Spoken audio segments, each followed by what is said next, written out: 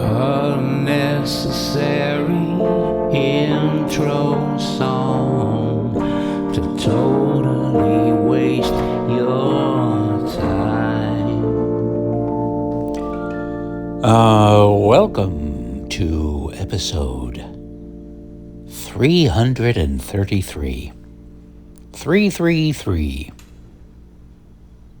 That's the magic number. It's three of the magic numbers. 369,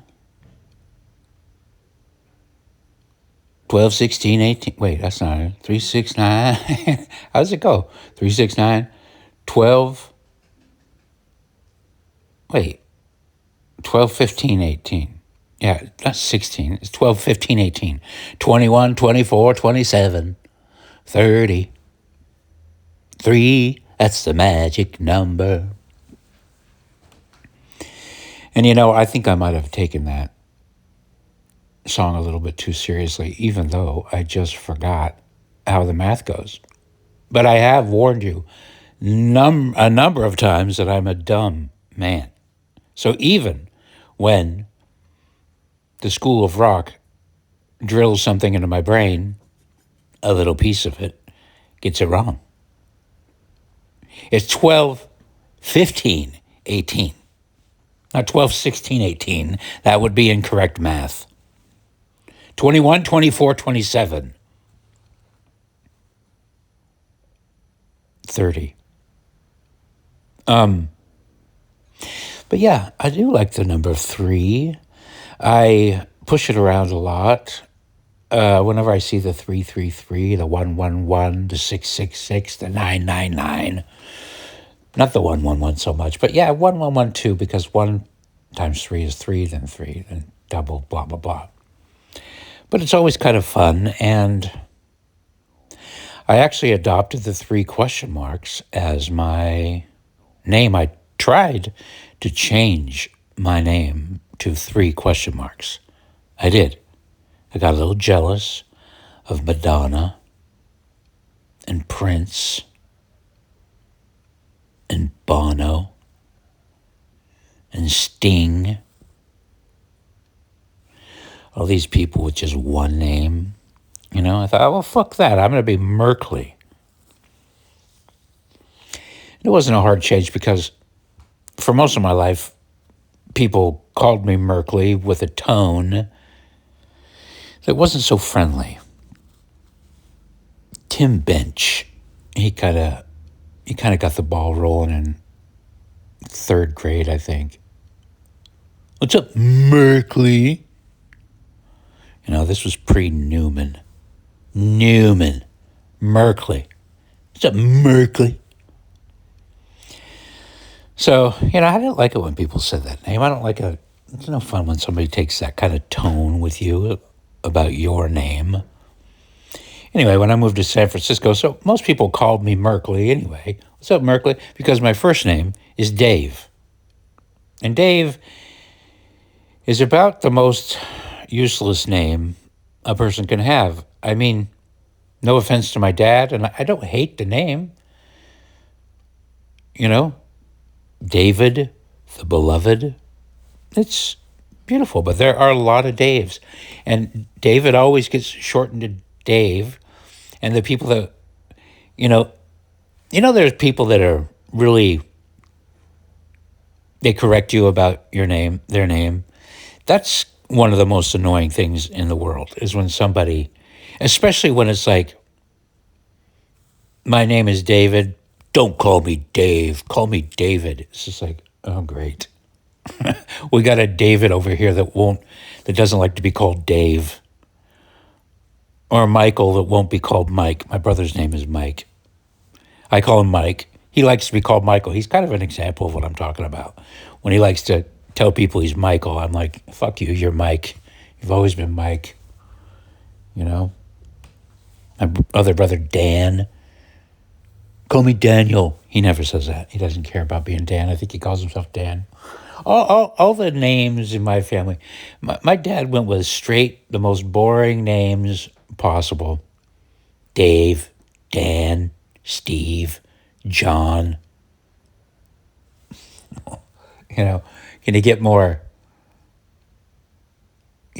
don't make fun of me? Because his name was Harvey. I think that's why he didn't like his name. I don't think he liked people calling him Harvey. He changed his name too. My dad changed his name. He changed his name from Harvey. In the 80s, he changed his name to Ben, for God knows why. I think maybe he was trying to, since had a radio show and was trying to work TV, maybe he was trying to give the Jewish angle. I don't know. He changed his name to Ben. Ben Merkley. I even got used to it. But then, when I moved to San Francisco, I just started introducing myself as Merkley. But I had gone by that before. I always signed my artwork Merkley. And the 3 question mark story, because you didn't ask and you're not interested, I'm going to tell you this story anyway. I was in a band called Herschel Swim, up and coming. Along with them, I used them as a vehicle to create a big ska scene in Provo that people still talk about this day. Wikipedia gets it right a little bit. Grokpedia does not. And Grokpedia, by the way, would not let me correct the record. Because if something isn't published on the internet, it's not true. It doesn't matter if the person that was there tells you it's not true.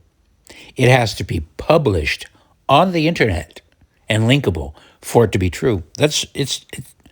Your children probably don't, some of you don't even exist. If you're not linkable, if your story isn't on the internet, it's not true. You're not real. So says the internet, so says Grok. But anyway, that little thing notwithstanding. I did everything in the band. The band started in my bedroom. Literally. I mean, it wasn't my bedroom. I moved into a house in the summer of, 89 or 89, I think. Yeah, it was 89. And I moved into this house with a bunch of guys. One guy I knew from church. He's the one that told me, hey, this house, it's coming up. Sublets or something. He moved into John Armstrong's room, and there was a basement that some of the inhabitants of the house had used just as a basement for projects, and they rehearsed a couple times. So they had planned on using it as a rehearsal space for an old band that they had called Scuba Bus or Room 13 or Apartment 13 or something like that. But I moved into this little room on 7th and 7th in Provo, Utah, this little basement. It was just a basement. There was no drywall. There was a little weird cubby hole in the very back of it. It's this long basement that ran the depth of the house on one side of the house. And this house was a duplex, by the way. So it's this little tiny, really ugly duplex, like something built in the 40s probably, with absolutely zero beauty about it. Like totally just practical. Here is a box. It looks like one of the houses you'd see in Monopoly, just a kind of a not life-affirming, here you go, student. It was right next to BYU, live in this box. The rooms were just little boxes. The ceiling was kind of low. It had that cottage cheese ceiling on it. And anyway, I was just moving in for the summer, but I couldn't deal with the cottage cheese. And this other guy in the place was named Bill, and he took a liking to me. He had a severe widow's peak. He looked like Eddie Munster. Later lived in a funeral home, no joke. But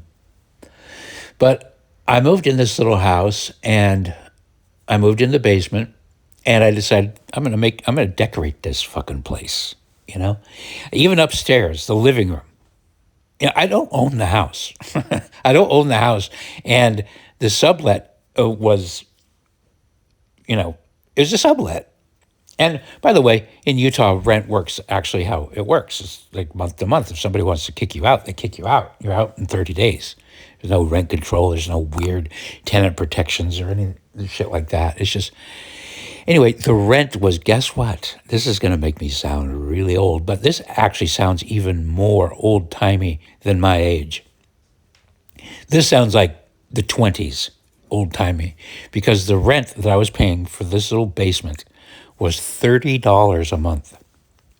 That's right, $30 a month.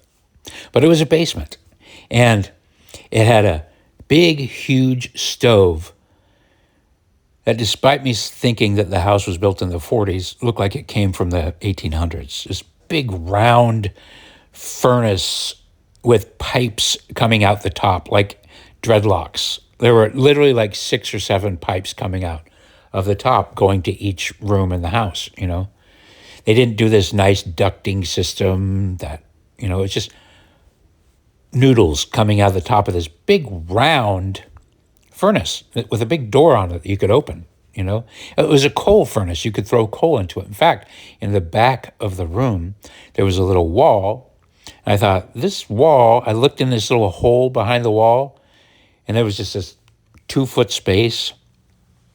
And I thought, what's this thing? And there was connected to a door on the outside of the building. And what it was is a little place to store coal. So in the winter, guys that delivered coal would just come and put coal in this little hatch, and it would fill up this little tiny closety room. But of course, we weren't having coal anymore. Somewhere along the line, they converted that furnace to a gas furnace, you know, left it the same way. But anyway, I got into this place, and I painted the furnace black. I took all the pipes that were coming out of the top, and I painted them different colors. And then I put a light behind the pipes so they were, you know, turn around. It was like fucking Greg Brady's. Remember when Greg Brady did his own pad? It was like that, but in a basement, and kind of creepy. I found this at a thrift store called Deseret Industries in Provo, in all of Utah. It's run by the Mormon Church. But it's a thrift store where people donate their stuff and you can buy things. Back then, it was run like, now every thrift store is a fucking antique store because of eBay. You can't find cool shit for a dime. But back then, the whole store was a dime. You know, you go in, pants, dime, clock, dime, you know. But I found a gallon of paint at this place, and it was paint that was designed, it was meant for painting lines on the street. It was reflective paint. And it was really interesting. I didn't know how they made this, but the paint has little glass beads in it. So the beads are actually what do the reflecting. You know, they're little tiny light bulbs. They're little magnifying glasses, thousands of them, millions of them. But I used that paint to paint the walls of my room. Bright, you know, the color of traffic lines, yellow. And it had this reflective glow about it. It was very, very cool. And I made my own little bed, put it up on glass blocks, put some neon. Back then I was taking neon from junkyards and hooking up neon signs. It was the 90s. Remember how everything, Coke machines and 50s retro was all the rage? Well, I was one of those guys. Gas pumps, Coke machines, little weird old, because you could find them for free, you know? You could just find shit and hook it up, and it's like, oh my God, I got a neon sign from a gas station in my room. Anyway, that's what I was doing with this room. I scraped all the cottage cheese off of a ceiling and the top. Didn't ask the landlords, but, you know, took the legs off the 1950s sofa so it was low and flat to the ground. I just did a number on this place, a little interior decorator. Who knows why I was interested in such things, but that's what I did. And I spent the summer down there, and this Bill guy was a weirdo. He was very fascinated with me. I would wake up in this room, in this basement room that I was painting up and decorating, thinking I was doing such this amazing job, painting with little weird patterns and shit. But I'd wake up and he would be sitting on the floor in the sunshine. There's this little basement window, and the sun would come in. And Bill, this little guy that looked like Eddie Munster, with a severe widow's peak. I'm talking severe widow's peak, arched eyebrows, Eddie Munster, but creepier. I'm telling you. But he'd just be sitting there staring at me. As I woke up, I'd open my eyes. He's sitting on the floor staring at me. Like, he wanted to be best friends so much. And I was like, okay, you're cool. Yeah, we're funny. Let's do funny art projects. And anyway. But at the end of the summer, the guys moved back. My friend, Sean Paul, who is the one that found this sublet with me, was like, all right, I'm getting out of here. So he moved somewhere else. And John Armstrong, who was ended up being the keyboardist of Herschel Swim, moved into that room, his room. And Rich Hillquist, who was the drummer of Herschel Swim, also lived in the basement, but in an actual room. So in this basement, there were there was one official built room. There was my half of the basement, which was, a half of the basement. And then there was another little room that was kind of not a room, just a thin piece of wood, thin plywood separator. Not even plywood, just slats of wood that you could kind of see through, not a real wall. With a sheet hanging for the door.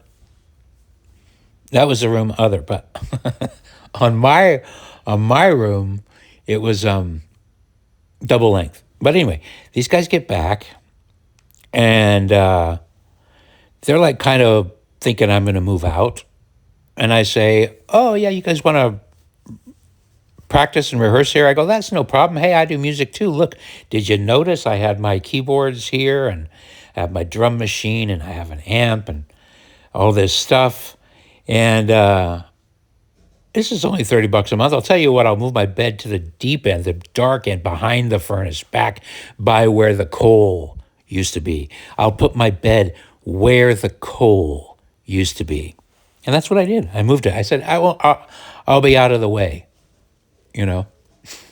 So I moved my bed, and they go, oh, okay. I guess that's cool. Yeah, we could use the extra $30. That's fine. You're an artist. It's great. Anyway, they decided they wanted to start a band, and they knew some people. They all went to BYU. I was the only guy in the house that wasn't enrolled in BYU. I audited it. I got a story about BYU. I went there for... Anyway, I'll just tell the story now. I audited some classes, didn't pay, didn't officially sign up. But I kind of pretended like I was a student a little bit. I went to some classes. Here's a secret they don't tell you, is that you can go to college classes. And if they're big enough, nobody knows you're there. There's not like a roll call. If you want to just learn and go to a college, just go to a college, go in a room and sit down, especially if you're college age. I don't think this would work with me now because I stand out like a sore thumb. Who's this 50-year-old looking guy that looks halfway between Moses and a homeless weirdo? Why is he sitting in our class? But back then you could do that.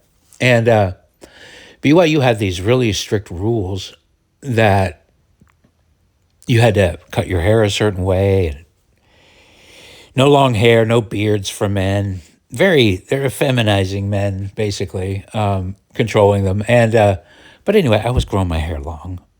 I had it big and floppy, kind of a, what do you call those, bobs, cut one length. Remember the early 90s?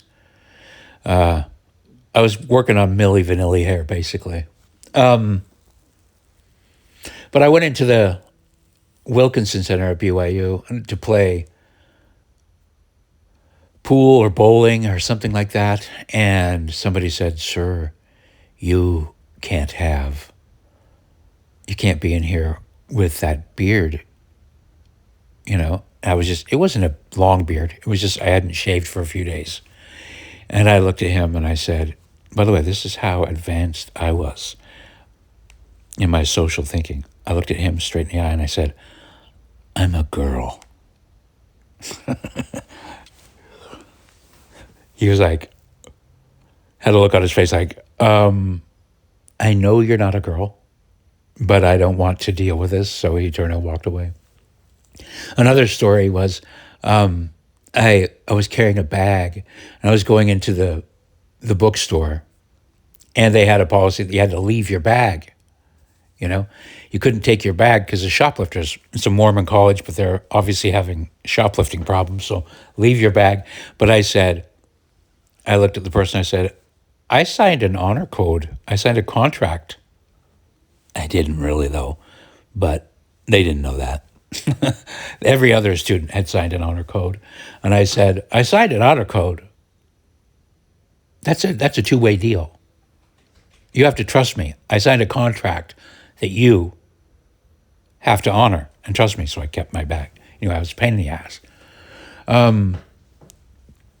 Anyway, these guys got back and they started this band from BYU students. They had a little recording class or whatever, and they rounded up the players and they had their first rehearsal in my bedroom. In the one half of my bedroom. I was back in the dark corner. There was no walls. And I was there, and I was friends with these guys by that point. I'd redecorated the whole house, over the summer. And I just asserted myself as being very interested. I stayed in my room. I'm sure it was pretty awkward for these guys, But I sat there, and for most of the time, they were working on covers, a Fishbone cover, Summertime Blues, and just ska versions of regular songs. The lead singer, guy who played the trombone, was named Rod Middleton. And I don't know why I'm getting into this whole Herschel Swim story, but let's just go with it anyway. He was this guy, what do you call it when people stand with their feet pointing out? I look at people's feet. I've had a couple of friends that are like this, but I think when people stand, if you're standing pigeon-toed and you're not a woman in high heels and trying to pose, you look kind of dorky. Standing pigeon-toed, especially for a man, it looks like weird. But that other thing where their feet point out, that's always weird too. I'm like, why are you standing like that? But he was one of these guys that stood like that. It has this effect on the legs. It's not flattering. It makes their knees poke in. It kind of, makes your legs look fat. You look dorky if you stand with your feet out. No offense to you guys. Now you guys are going to look at your feet when you're just standing around. See if they're painted or pointed forward or pointing out. But he's one of these guys. And, but anyway, the next practice, they decided, let's do some originals. And on the first original song they were going through, it was called Everybody Loves a Fuzzy Butt. And it was a story about, anyway, this goes really deep into other things. I don't want to get off on too many tangents, but the hook of the song, I wrote. I was just standing there. I'm not in the band, right? My keyboards are there. I could plug in, but John was already the keyboard player. You don't need two keyboard players, But at a certain part, I go, oh, I know what would be good there, and I say, ba ba ba ba ba ba ba ba ba ba ba ba ba ba, and what? And I went over. This is how bold I was. I played it on John's keyboard, just a chromatic ascension. Everybody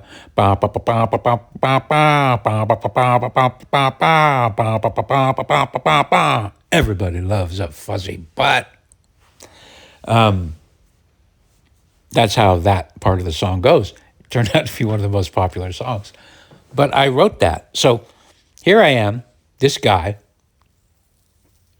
And I was excited. By the way, in my last apartment, when I had moved from, I had started a band with this guy that lived in the apartment next door. His name was Steve Lemon. He ended up doing a bunch of musical stuff too. Um, had a band called Ollie Ollie Oxenfree later. And a girl that I dated married the bass player. I'm telling you, small town shit. It's crazy. Everybody's connected to everything. But anyway, I said, well, I'm going to be the man. I'm here. I'm doing it. I'm an artist. Let me, I'll be the manager. I'll make the flyers. I'll do this. I'll do that. Okay, cool. I set up a show. I was dating this girl. This girl wanted to date me. Let's just put it that way. She had this space.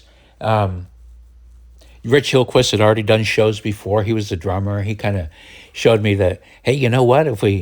You can get Subway sandwiches to pay for the flyers and give us free sandwiches. You just make a flyer, you put their logo on it, they'll pay you. It was like $50, which is pretty good. It paid for our flyers, and they gave us sandwiches.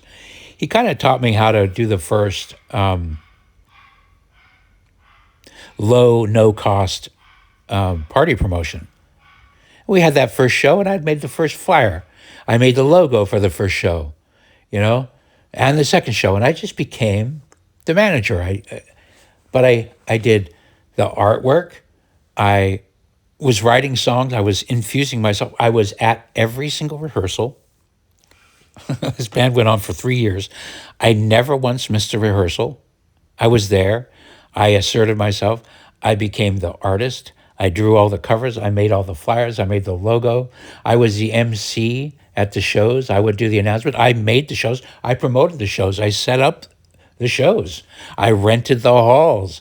I dragged in the stage. I contracted with the sound people.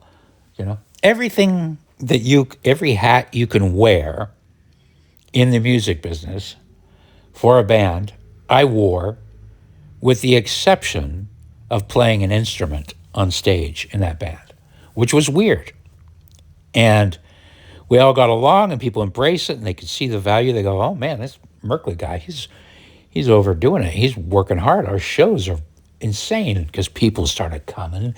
It went from a little house party to 200 people here. Then suddenly I'm doing shows at this place called Center Stage, which was an aerobic studio next to the grocery store. And 600, 700, 800 kids were coming, and of course the band thought it was all their talent. And there was some of that. Rod was a good singer. Everybody played their instruments pretty well. But there were other bands that were talented too in the city. But what this band had is that other bands didn't have, is they had one weirdo guy that made it his full-time job to kind of overcompensate for the fact that he wasn't actually playing an instrument,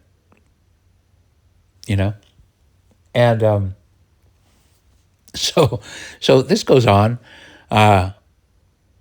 We decided to put out a cassette tape, and I arranged that. I had this little drawing that I did on my desk at work of this guy, this nerdy-looking dude with a sign on his back that said, "Kick me." And he was holding a dart gun, Angry nerd. I made him angry and dark kind of looking. He was in a room, and there was an eyeball peering into the room. Very 80s, 90s, cartoony surrealism. And I said, we should call the album "I Wish I Had a Ray Gun," because, it's the guy's got a dart gun, but I wish I had a ray gun.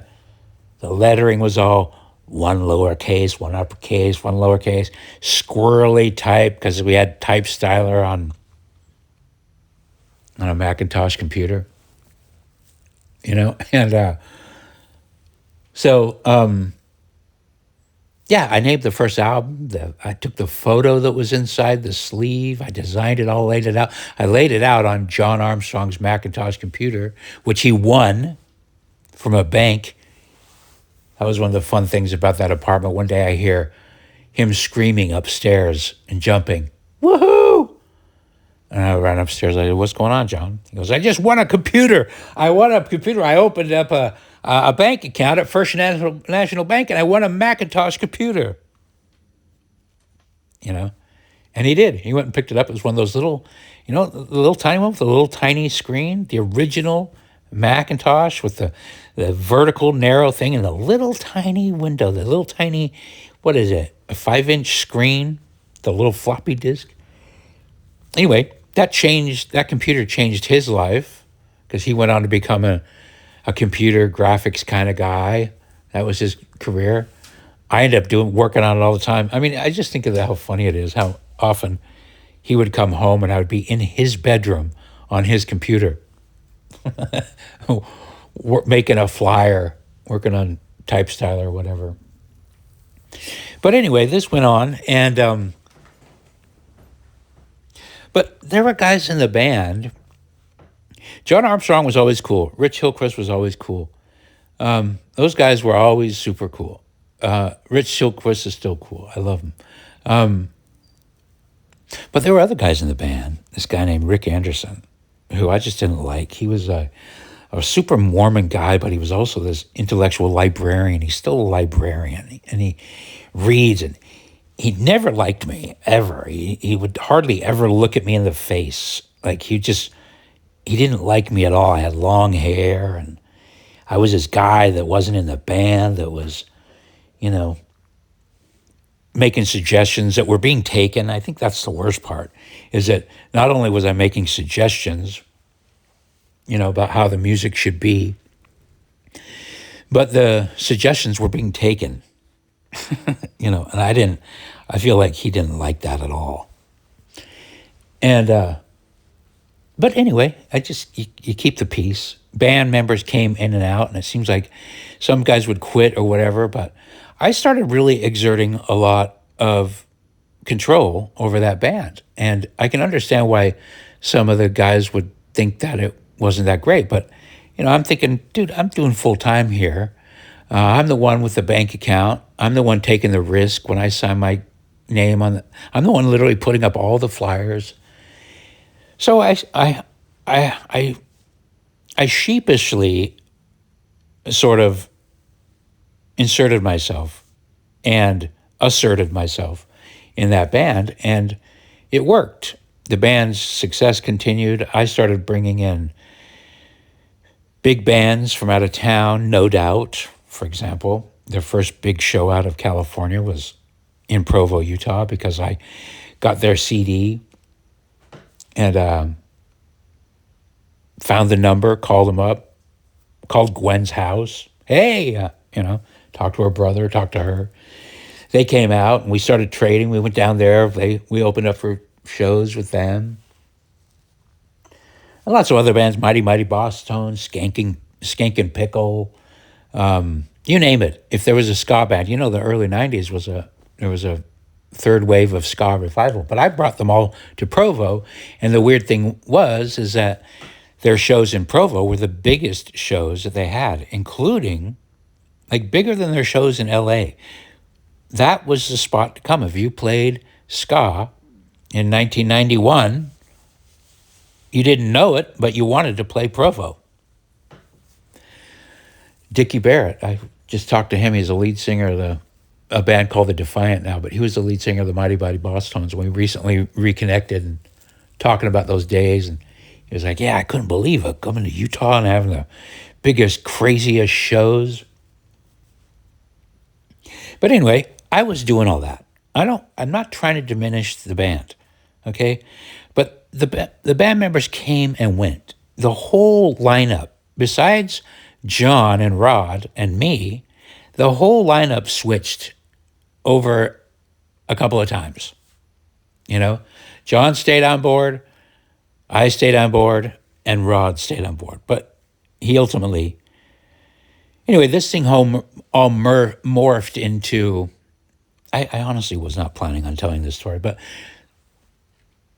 the whole thing morphed into me really taking control of the band, and that I was writing my own songs. I had this keyboard, this ASR 10, and I started making full compositions, complete full compositions, recorded, produced, drums, everything. And I started taking them to the band and going, what about this song? And I was kind of making kind of a more metal, crunchy, syncopated version of ska where the upbeat is still emphasized, but it's completely distorted and horns plus riffs that were, I was kind of going off Rage Against the Machine and this band called Helmet, which had syncopated riffs. But I was making these full compositions, complete with the melodies and the horn lines and everything, and bringing them into the band, these recordings. And half the guys were going, fuck yeah, I like this. This is cool. Let's play it, you know? And they were learning the songs, playing the songs exactly how I wrote them, minus the lyrics, right? And so I had about 12 of these songs, and the band had learned about 8 of them.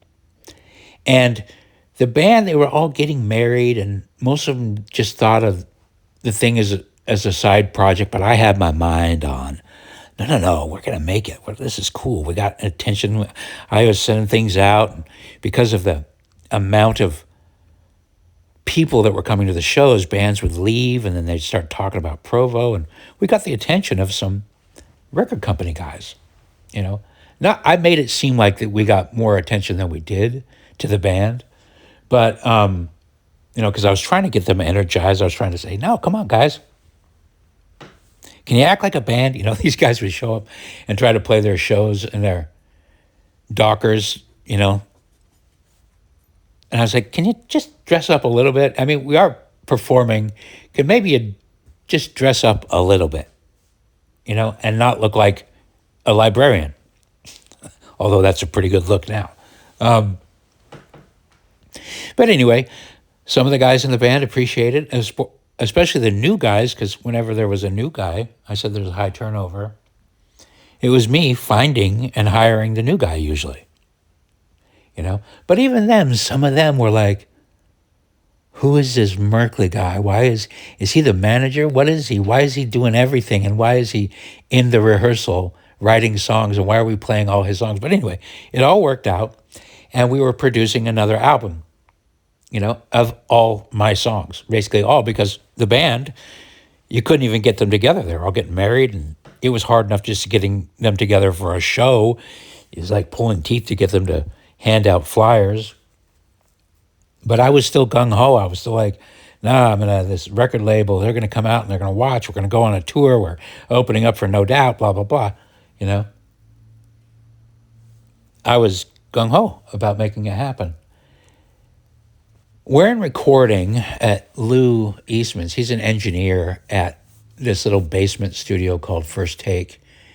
And I realized we can't afford to do that. And so we're recording in the rehearsal space. I'm using my keyboard. We're setting things up everywhere, mishmashing it, using digital audio tape. And, you know, I bought some ADAT recorders that were digital things that worked on videotape. And we were mishmashing, and we had a bunch of these songs recorded. And we booked a session at First Take, and for whatever reason, even though I wrote every other single piece of the song, I couldn't impose on Rod. Rod got to write the melody and the lyric, you know? And that would be fine. He had recordings of my songs, you know? I'd send him recordings, gave him tapes. So he could write the recordings whenever he wanted to, but he showed up to a recording studio that we booked, and I don't know, it was like $50 an hour. You know, we had to pay First Take $50 an hour, maybe even more. It might have been $100 an hour.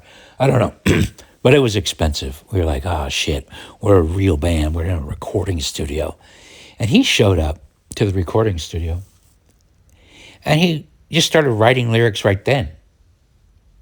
And I said, you know, everybody else here learned the song before they came, and now I was personally offended because I really worked hard on these compositions.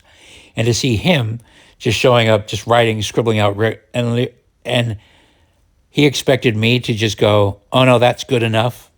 You're just going to plop some stupid lyrics you just farted out of your brain just now. Just now. You've had the tape for months.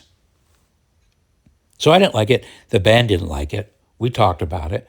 We confronted him about it. He stormed off, and he claims he quit, but because he didn't say he quit, but we just said, we fired him. We were like, fuck you. we're going to find another singer to do this album of Merkley's music that, and we held auditions, guys from the other bands. Everybody wanted to be in this band. Spanky wanted to be in the band. Quinn wanted to be in the band. We auditioned everybody from the local bands because they're like, this is the big band in town. We didn't find anybody we liked. And then I thought, you know what? Why don't I just sing these songs? I could just yank them, fuck it. I can do my own band. I thought, I'm going to do a band called Clownhead. Yeah, it'll be cool, Clownhead. So anyway, we decided not to do a singer, and I just realized it was too hard to fucking get these guys to shows anyway, and I was too tired of fighting college students, getting married, and trying to say that Birkenstocks might not be the best things to wear on stage in a ska band. I don't know. I said, fuck it, let's just quit the band. Let's stop. Let's re-record some of the songs that we did a poor job recording the first time. The songs of mine that we've already recorded, we'll put those on, and then we'll just call it quits. And we'll make a CD, and that'll be the end of the band. And so I drew this album cover, and on this album cover, if you look it up, there's this character, a large character. He goes, it's a fold out, so it's a long, narrow thing, in portrait mode. And the album cover is this long character with standing he's indoors, but he's knee deep in water, right? A flooded home. And he's carrying a fishbowl, and his head is on fire. And around his head are floating 3 synchronized swimmers, women with rubber hats on, they to keep their hair dry, that this synchronized swimmers wear. But they're floating around this head of this character, and they're roasting hot dogs on his flaming head. And underneath the water level, you see a little roller coaster. And on that roller coaster are some other little guys with also flaming heads, and they're just enjoying the ride. They're just enjoying. Anyway, the symbolism is obviously pretty obvious. I'm the big character. Oh, I'm also carrying a fishbowl, and inside of that fishbowl is another guy with a flaming head who can't get out, and that's Rod. I'm the big guy. I was carrying water and Rod. Some guys were taking advantage of me by roasting their hot dogs off of my head, and the other guys underneath the water were just riding the roller coaster along there for the ride, having fun. Anyway, that's the symbolism I put on the album cover. Burn, swim, burn. I named the album Burn, Swim, Burn. So you can see why some of these guys might not like all of this control. But at the same time, it wouldn't have been there had I not done it. That's just, and it doesn't really matter. You can't do an alternate timeline. What would Herschel Swim have been? By the way, this is so stupid that I'm talking about this 35 years later. It's very petty. It's very stupid. The only reason why I'm talking about it now is because that Grokkopedia thing where it totally doesn't even mention me. Wikipedia does. But Grokkopedia is just like, and I tried to correct it. I said, actually, you said that this album was produced by Merkley and Lou Eastman. It was actually produced by me. Lou Eastman engineered, but he didn't produce. This is deemed to be unreliable information. We will not change it. It's not published on the internet anywhere. Therefore, it's not true. You are a liar, Merkley. And now here I am telling the story. Petty. But, it's kind of weird. It's like, I didn't enjoy back then having to wilt like a flower and kind of, we'd go out, and even though I wasn't the singer, I'd be with the band in the mall. I remember this specifically one time. I dragged the band along with me to deliver our cassette tape to the record store that was in the mall that was selling out of our tape like gangbusters. I had to bring him more tapes every day. Every day. had to bring them. I brought them, and this little group of kids, we were walking in the mall, and this little group of kids came up, and they went, "You're Merkley. You're the guy from Herschel Swim. You're Merkley." I'm standing right next to the singer, but they're going, "You're Merkley." I appeared on stage. I was the first person to appear on stage every time. Anyway, the point I'm saying, there's no alternate timeline where I'm not in the band, right? Where we can see that how Swim would have been had I not been in the band. But we can see what their other band that started in that basement happened to them. They started in the basement. They ended in the basement 6 months later, 3 months later. They're all in bands that started and ended. But Herschel Swim endured and had things until I killed it. And I've been known to kill a lot of projects with fire. The Bing Jilling thing I did, I killed that one with a burning house. I'm a little bit on the nose with my symbolism. So I get why these guys wouldn't like me, and I get why. Certainly, they probably wouldn't want to listen to this story, but I'm not telling anything that's not true. They can argue with me, And the proof is in the pudding, as they say, The album covers exist. The cassette exists. This is the reality. The truth is the truth, whether you like it or not. It might hurt your feelings. You might not like it. You might not want to be the new kids on the block with a manager that does everything. You might not want to be, and they weren't that. I'm not saying they were that, but that's the argument. We don't want to be seen as, we don't want to be seen, well, then don't be that.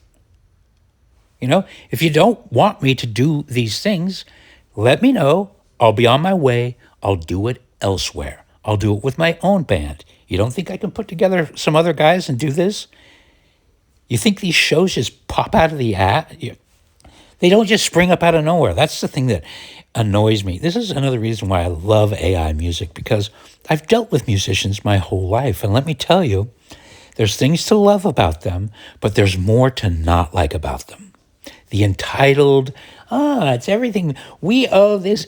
The only reason why I'm not famous is because somebody's gatekeeping. No, the reason why you're not famous is because there is a lot of talent out there.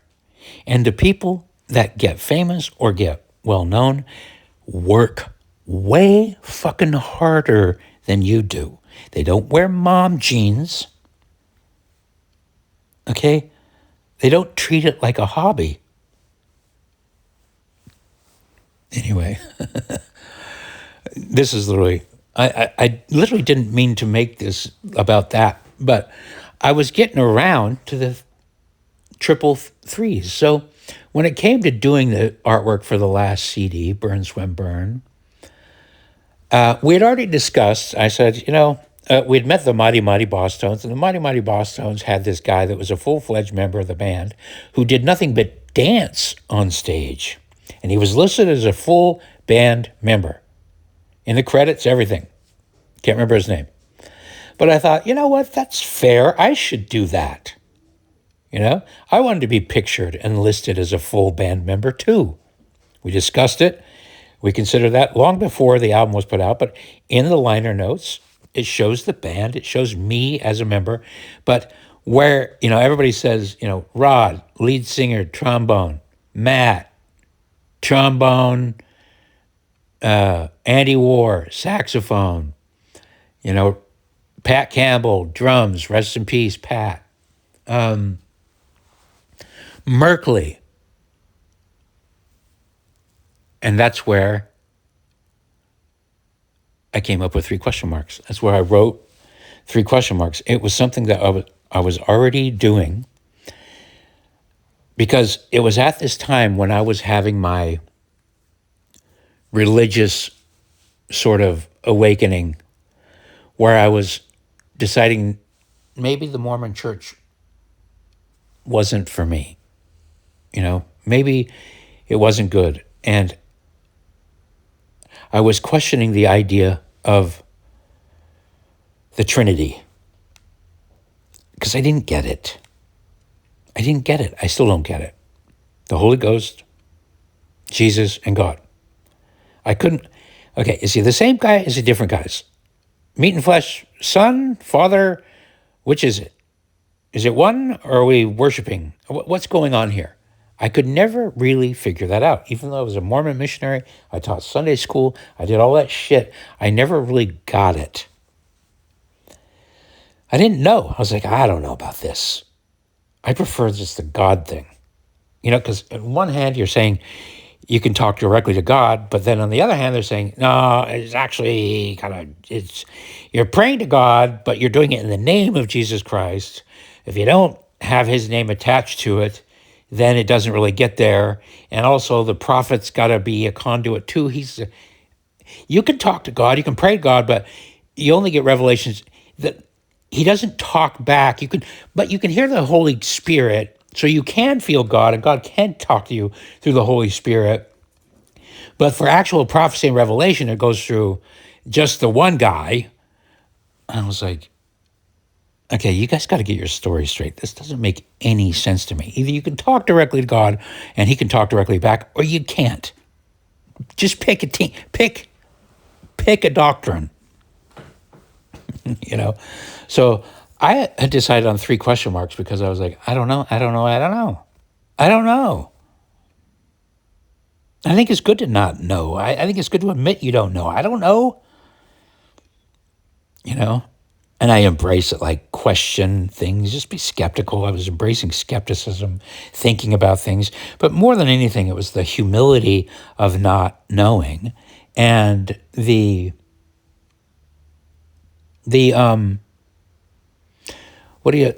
power and the potential humility and the potential knowledge that comes from wondering about things by not just repeating something you read in a book, whether it be a big, thick book with thin pages written in a way that's hard to read and very hard to understand, or anything else. So anyway, I just thought, well, I'm going to put that there. I'm just going to put the 3 question marks there. And that's kind of where it started. And that's where, and it just kind of evolved into, that's why the 333, I've dragged it around with me. I tried it, like I said, I tried to change my name to Merkley 3 question marks. And I did. I went through the process and did the whole thing to change my name to just Merkley. But you can't really do that because there's 2 input fields in most computer data systems. So if you want to be a mononym, like Prince or Sting or whatever, you actually have to put in that same name twice. So on your driver's license, it would be Merkley. Anyway, I went through that whole process, paid all the money, had the notices published in the paper or whatever, but then I didn't pay the final fee. So on my driver's license, it still says Dave. But don't tell anybody. Yeah, but that's the 3 question marks. That's how it came to be. Because when that question about that band came up, I was like, I don't know. It's kind of like I should have, in hindsight, I shouldn't have just said 3 question marks. I should just taken up half of the page and listed all the fucking hats I wore. Because in most situations, you have a manager and a promoter and a booking agent and a publicist and an artist and a co-songwriter and a banker and an accountant and blah, blah, blah, and blah, blah, blah, and an engineer, because I was engineering stuff, and a record company called the record company Kick Me Records because it was on the artwork that I. Anyway, it's just the truth is important whether or not you like it. It just is, and it's not on the internet at all. You don't have access to the whole entire truth. That's the 3 question marks too. I like it. I still like it. I don't add a lot of power behind it. I don't I don't take it too seriously, obviously. I mean, I do. People over the years have, because I started the 3 question marks thing, the church little thing, and I've been really pushing it for quite a long time. And some people, especially when I have the church, say, well, you're saying to question everything. I'm like, yeah, kind of, but I'm not saying to doubt reality. And that sometimes, that's part of I a little bit regret that part, in that it kind of diminishes knowledge. And I don't want to do that. For a long time, I did. I wanted to. I used to say, certainty is idiotic. Of that, I am certain, And I still feel that way a little bit. If you're way too certain about something, maybe. But, if somebody comes along and says reality isn't reality, that you don't really exist, that this is a simulation, you can punch them in the nose. Don't. You'll get in trouble. But metaphorically speaking, you can punch them in the nose. It's like, reality is reality. Knowledge is knowledge. First-hand knowledge is first-hand knowledge. I know that pigeon right now is drinking out of the big punch bowl. I'm watching it. I just watched Porky hop up alongside it. Who is that other one? One's Porky. I can't tell who the other guy is. But knowledge is important. So I don't want to ever diminish that with question marks, although you certainly can wonder about your knowledge. You certainly can wonder about the pigeon. You certainly can wonder about God. I really think it's more healthy to wonder and to take the humble approach, which I didn't do that with that band. I haven't done that with my life a lot. I'm probably not doing that now, opening your mouth and yapping and telling your own stories, like they're important to other people and putting them on the internet. That's not something I'm dubious about all of this, as I've said a lot of times. And of course, somebody's going to comment and say, well, if you're dubious and don't do it, well, you're doing it anyway, so that doesn't make much sense. If you didn't think you wanted to do it, then maybe you just wouldn't do it. Good point, Internet. But yeah, I was thinking about another thing too, considering that one God thing. And of course, my one God, that's another thing that I don't like, the diminishment of it. I guess one doesn't really diminish it, but it kind of does it kind of like, it makes it a focal point, small. And I don't want it to be a small point. I want it to be all encompassing. To me, God is all encompassing, everywhere, full immersion, surrounded in every direction, cannot escape it. It's knowledge. It doesn't require belief. It's everywhere around you. I know I'm being a broken record now from my last record, but that's kind of one of the weird things where I agree with the Jews a little bit. And I was noticing another thing yesterday when I'm thinking about the Jews versus the Christians versus the Muslims. I made that whole recording about the funny hats. But almost all, except for my sister and one woman friend, all of the women who keep tabs on me and check in on me are Jews. All of them. It's weird, except for Kelly and my sister. But everybody else, Becky, Jewish. Hannah, Jewish. Rachel, Jewish. Essence, Jewish. Amy, Jewish. Laura, Jewish. Who am I leaving out? I'm probably leaving out another Jew. But they're all Jews. Isn't that weird? I don't know why.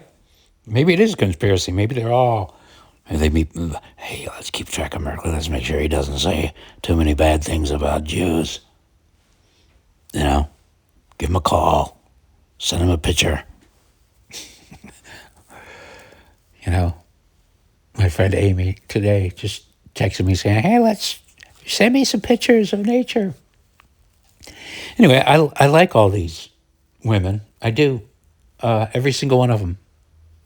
Some of them annoy the shit out of me, but I still like them. You know, I've made tons of art with them. All Jews. Isn't that weird? I don't get it. I didn't go out and try that. I didn't try to make friends with a bunch of Jewish women. I didn't go, oh, you're Jewish? I want to date you. I want to have... Nope. These are just the women that keep track of me. If nobody will text me, but then, bing. Oh, one of my Jewish ladies. How are you? Just thinking about you. Anyway. More things to wonder about. I'll leave you with that. This has gone on long enough. And now, I don't know. I don't think you can YouTube. I don't think Grok cares about a YouTube video about clearing the record about a band that's been defunct and dead for 35 years, but still holds a space in many hearts. That's the funny thing about an old project. That's the weird thing about art, is you can do this old project, a little small thing, way back in the past. Another reason why I don't like artists, by the way. You know, you make one thing and then it lasts forever. I mean, that seems like it would be a good thing. And maybe it is, you know. But like I was saying, man, it's just... The stories I'm telling here and the stories you put in art are the stories of your... For me, I don't know. There's something about growing older where I realize that the stories of my youth and my upbringing and things about formative years end up taking more and more significance. We realize how much our formative years shape the rest of our lives, you know? For me, that's true.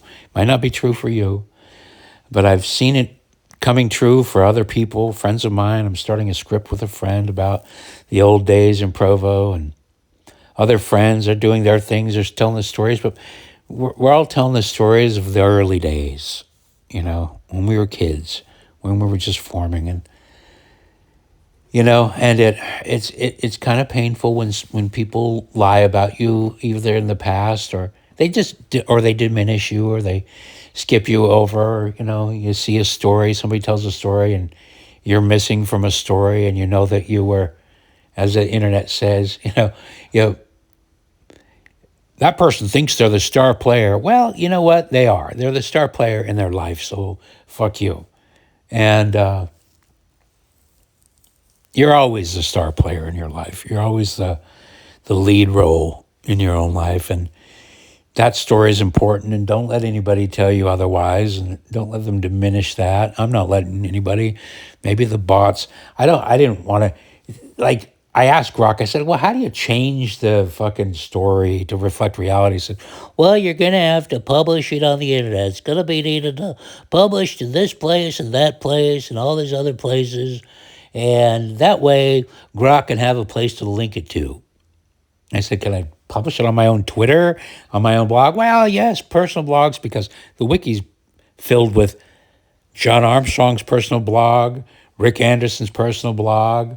The Provo publication was basically somebody else's personal blog. So it's like the threshold is low.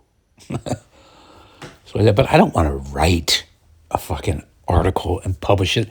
Talk about really descending into pettiness. It's just, this is pathetic all the way, but the truth. I just want the truth to exist.